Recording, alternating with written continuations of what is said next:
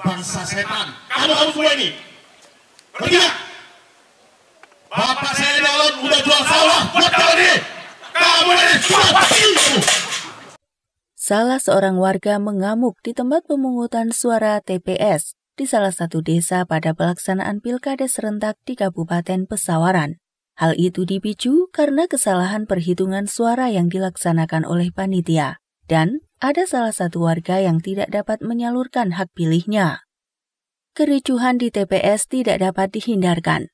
Bahkan, warga tersebut mengamuk dengan melempar kursi dan menghancurkan TPS, hingga menghubungi massa lainnya. Melihat kericuhan tersebut, Polres Pesawaran langsung melerai keributan tersebut.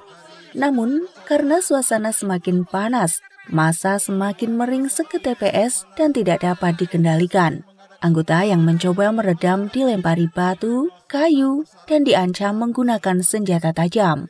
Melihat potensi keributan akan meluas, anggota di lapangan berkoordinasi dengan Polsek dan Polres Pesawaran untuk segera dikirim pasukan tambahan.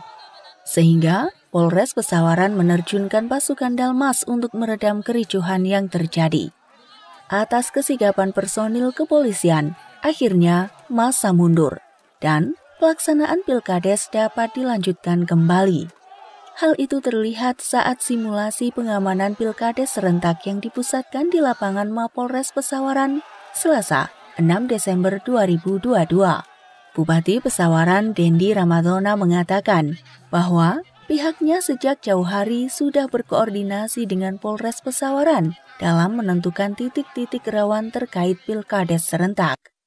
Untuk menentukan titik-titik rawan itu hasil koordinasi antara Pemda dengan pihak Polres.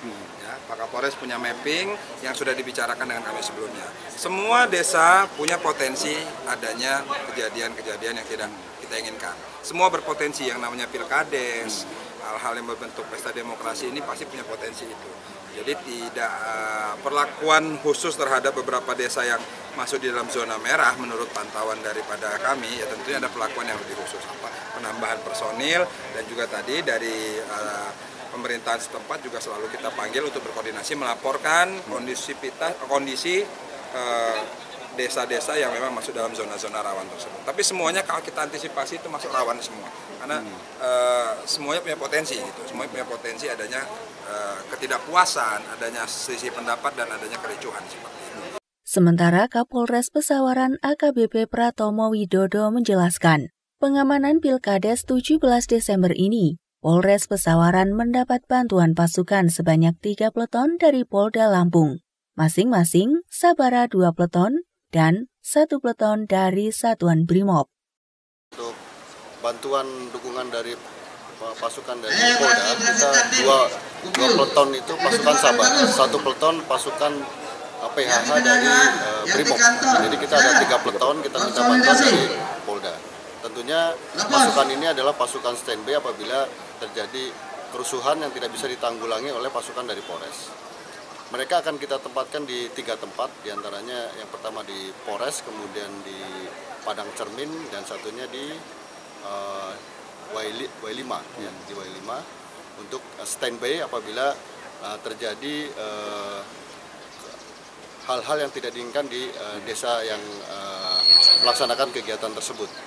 Diketahui, sebanyak 27 desa di 10 kecamatan dengan total 88 calon mengikuti pilkades serentak yang akan dilaksanakan pada tanggal 17 Desember 2022 mendatang dengan jumlah 146 TPS dan 60.137 mata pilih.